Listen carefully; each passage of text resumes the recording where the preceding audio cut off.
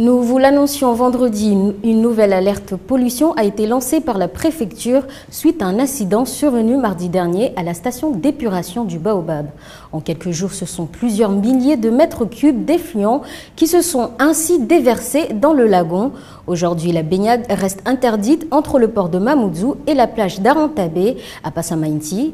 Plus d'explications avec ce reportage de Camille Leca et Abbas Alidi.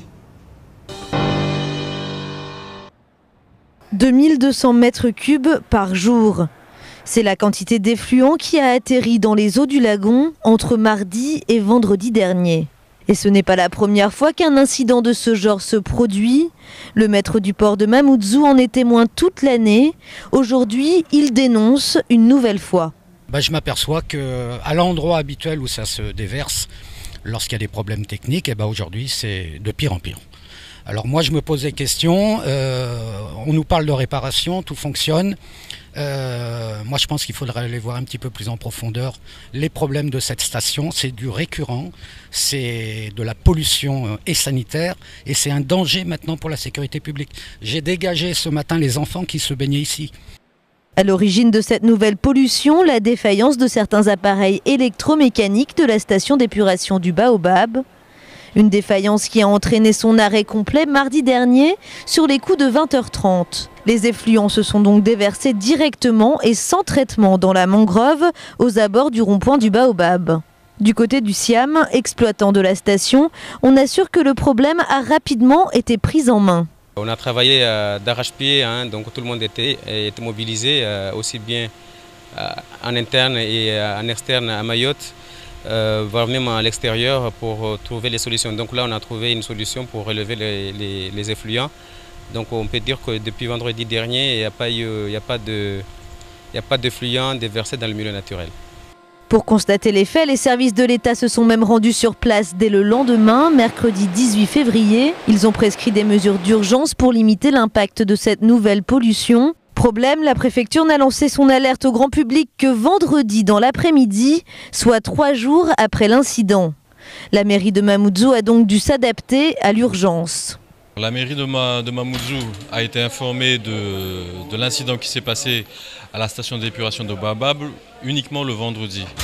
De suite, les services concernés ont été mobilisés justement pour implanter les panneaux nécessaires interdisant l'interdiction de baignade entre le port de Mamoudzou et la plage Arantabé. Mais malgré cette interdiction, de nombreux jeunes ont continué à se baigner dans les eaux polluées tout le week-end. Aucune mesure de surveillance du littoral n'a été mise en place par les autorités. Pour l'heure, la baignade reste interdite et ce jusqu'à ce que le SIAM rétablisse le fonctionnement de la station d'épuration de manière pérenne. Et on en parlera tout à l'heure avec Monsieur Chamsidine. Mais d'abord, pollution toujours, cette fois-ci à la rivière de Bonovo, où de plus en plus de familles fréquentent cette rivière malgré les risques de maladies.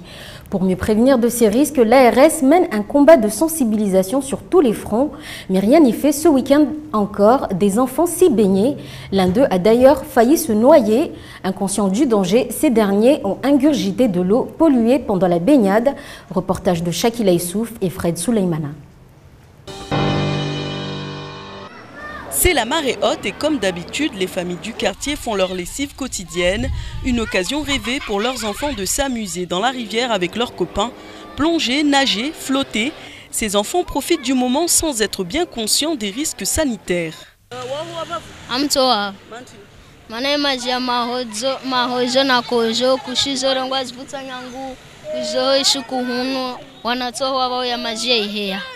Après aussi ele wa chongo para baba wade mori wade maladie grave wala ndo l'hôpital la kavu malalao.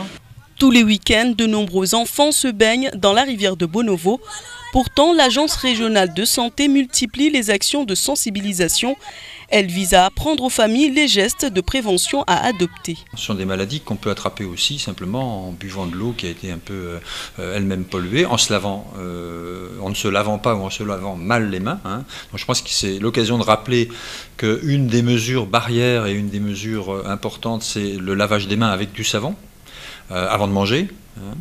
Éventuellement de nettoyer aussi les aliments qu'on peut manger lorsqu'ils ont été contaminés, je pense à certains légumes. En plus d'évoluer dans des conditions de vie précaires, ces enfants innocents risquent aujourd'hui de développer des maladies liées à la pollution des eaux. Il semble donc urgent que les autorités interviennent.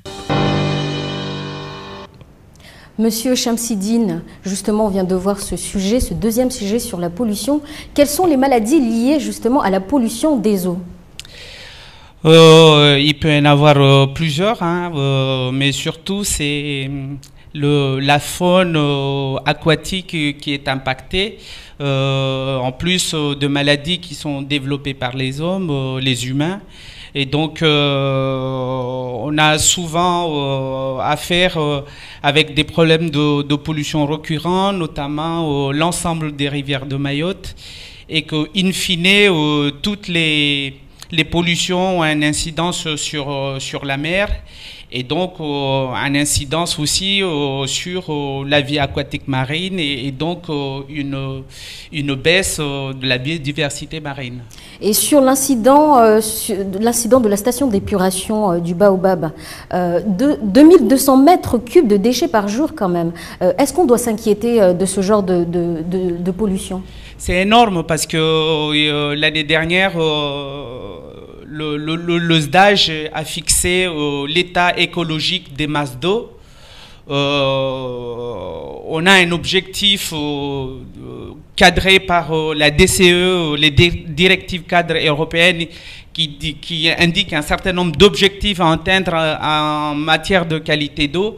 Et ce qui est clair que si ça continue comme ça, la France, et en particulier les collectivités locales, seront soumises à des amendes en provenance de l'Europe.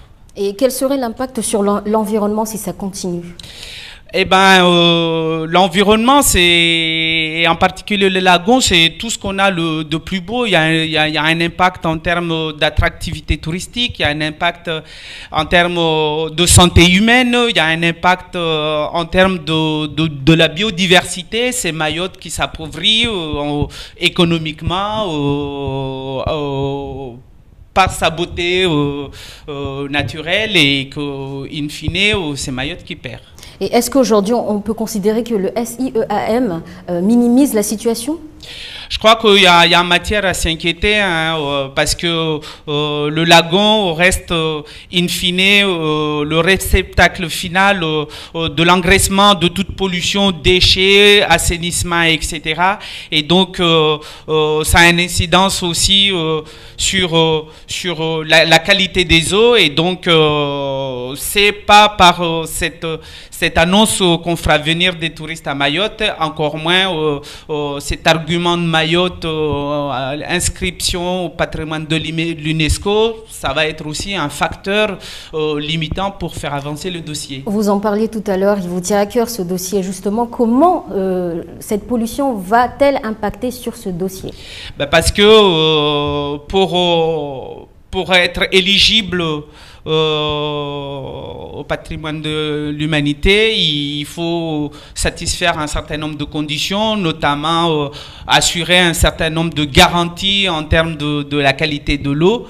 Et donc, au vu de ce qui se passe, on part avec quelques inquiétudes, avec quelques handicaps, parce qu'il va falloir que vraiment cette préoccupation, cette problématique, on le prend à blanc de corps pour que Mayotte puisse avoir ce label